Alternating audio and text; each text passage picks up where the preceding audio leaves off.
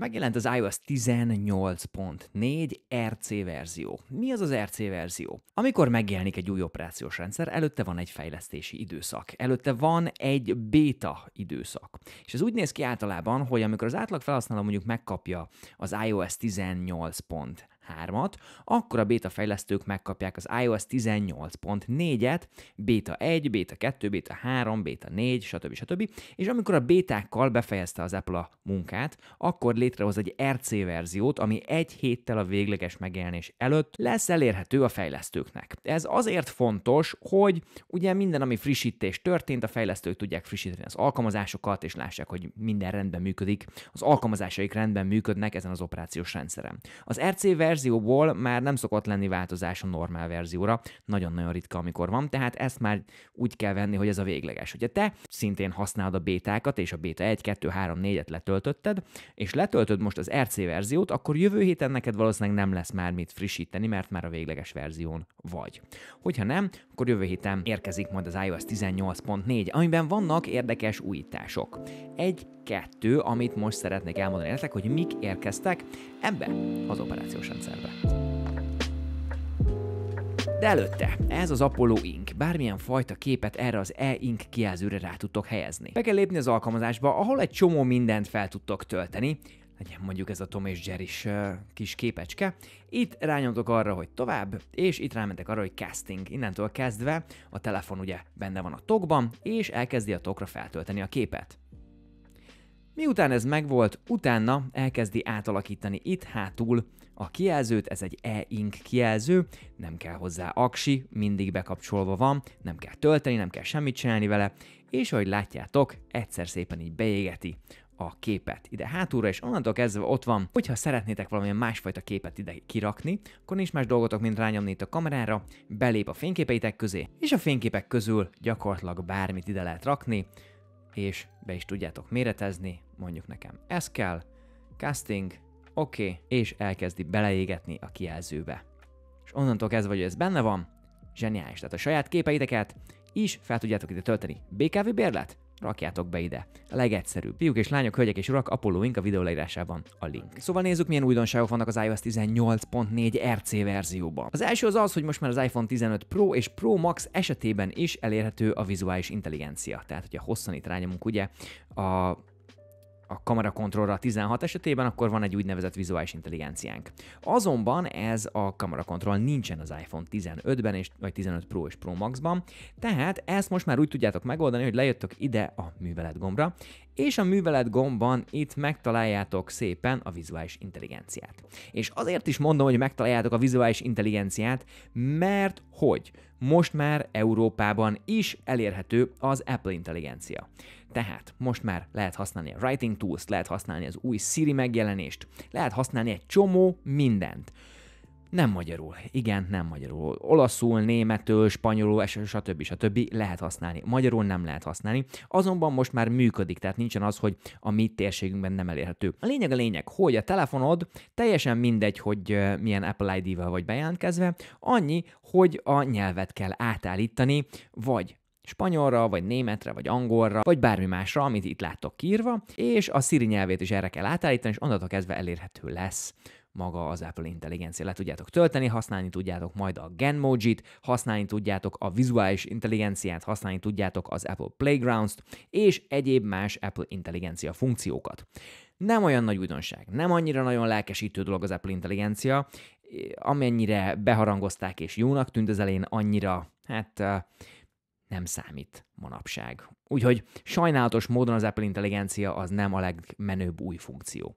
Na most milyen újdonságok történtek még? Ugye elérhető az Apple Vision Pro alkalmazás az iPhone-ra, és itt új tartalmakat lehet találni. Tehát, hogyha megnézitek az Apple Vision Pro alkalmazást, akkor itt látjátok az összes olyan tartalmat, amit lehet nézni a Vision Pro-val. Még mindig 1,2 millió forint egy olyan szemüveg, úgyhogy irreálisan drága, nem hiszem, hogy sok embernek van, de hogyha van, akkor itt van ez az új alkalmazás hozzá. Na most a Control Centerben is vannak újdonságok, méghozzá az, hogy most már vannak úgynevezett ambient zenék, tehát itt hozzá tudtok adni munka, alvás, ilyen kis relax zenéket, produktivitás zenéket, és ez úgy működik, hogy itt hosszan rányomtok, ugye, itt rányomtok a kis plusz gombra, Add Control, és itt van, hogy ambient music. Itt gyakorlatilag ezeket hozzá tudjátok adni, sleep, chill, productivity, well-being, amelyiket szeretnétek, és amikor ezeket lejátszátok, akkor az történik, hogy gyakorlatilag az Apple Musicból használ zenéket, de előfizetés nélkül. Tehát tök jó, mert nem kell semmilyen fajta Apple Music előfizetés. És ahogy látjátok, itt megy is ez a chill zene, ez olyan, mint hogyha az Apple Musicban lenne, azonban nem ott van, mert az Apple Musicra nincsen előfizetésem. Tehát, ha belépek az Apple Musicba, itt látjátok, hogy nincsen semmilyen fajta előfizetés, ez egy ilyen külön dolog, ami nagyon-nagyon menő. Aztán, hogyha nektek is van News alkalmazás, a News alkalmazásban is van újdonság, méghozzá a receptek. Tehát, hogyha ide bemegyünk arra, hogy following, és ezt most itt bezárjuk, itt rámegyünk arra, hogy food, a foodban pedig itt van egy recipe katalóg, és itt van az összes recept, amit csak el tudsz képzelni. Nézzünk meg egy receptet, mondjuk ezt. Itt látjátok az egész receptet leírva, van hozzá cikk is, hogyha szeretnél, ki van ide szépen írva neked minden, az instrukciók, és hát nagyon-nagyon sokfajta receptet tudsz innen kigyűjteni. Nézzük meg ezt a receptet. Hát Apple News Plus előfizetés kell hozzá, az nekem most nincsen, de hogyha neked van, akkor örülhetsz. Hogyha belépünk az App Store-ba. Az App Store-ba van egy olyan újdonság, hogy most már tudunk megállítani egy letöltést. Nézzük csak. Mondjuk ezt az alkalmazást elkezdem letölteni, akkor lehetőségem van arra, hogy így megállítsam. És látjátok, itt rá tudok menni még egyszer, és tudom folytatni a letöltést. Tehát gyakorlatilag pauzázni tudom az egészet, és erre van egy ilyen kis új felület, ami mutatja, hogy most éppen megállt a letöltés. Továbbá, hogyha bemegyünk az alkalmazásokhoz, amit le lehet tölteni, akkor sok esetben a komment szekcióknál lehet látni azt, hogy most már egy ilyen mesterséges intelligenciával által generált összegzést látunk a review-król. Tehát az összes review esetében láthatjuk azt, hogy sokkal rövidebbek lesznek a review-k, és egyszerűbben fogyasztható lesz a tartalom. Az újdonság az Apple Home alkalmazásban az, hogyha van robotporszívód, akkor az Apple Home-hoz már hozzá lehet adni a robotporszívódat, akkor, hogyha van benne Matter támogatás. Ha nincsen Matter támogatás, akkor sajnos nem lehet hozzáadni. Sajnos ezt nem tudom bemutatni nektek, nincsen olyan robotporszívóm, aminek lenne Matter támogatása, csak Xiaomi robotporszívóm van. Annak nincsen Matter támogatása, úgyhogy ez nem került be az Apple HomeKit-be, az Apple Home alkalmazásba. Szeretnék minden egyes okos otthonos alkalmazásomat szépen berakni az Apple Home-ba, sokkal egyszerűbb lenne egy felületen ezt az egészet kezelni. Hallottam információt arról is, hogy a CarPlay esetében most már nem csak 2 sor